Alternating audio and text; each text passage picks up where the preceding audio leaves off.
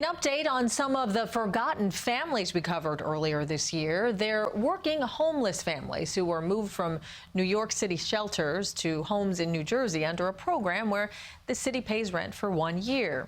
Two of the recipients tell us after a year in an unlivable home, the Department of Homeless Services again moved them into a unit with problems.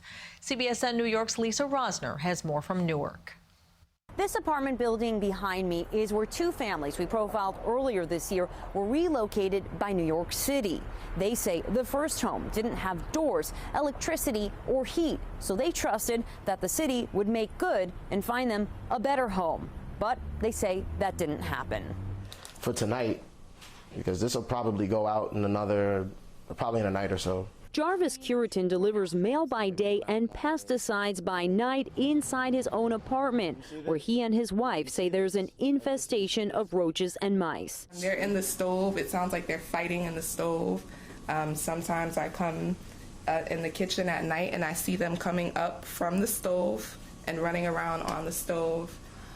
We can't leave anything out. The working couple says they're constantly cleaning droppings off their 2-year-old's toys and bed.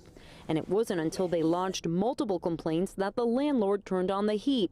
It's the second time the family is dealing with unsanitary conditions. The couple from the Bronx says DHS pressured them to move from a shelter to a different home in New Jersey in April 2018 under the SOTA program, which stands for Single One-Time Assistance Program. For us to not do anything else and still trust in them to bring us to a place, it's like they brought us to a place and said, okay, you know the landlord, you know this, but basic necessities is maybe out, it's going to be out the window. Another New York City family living here under the same program showed us her floors are caving in.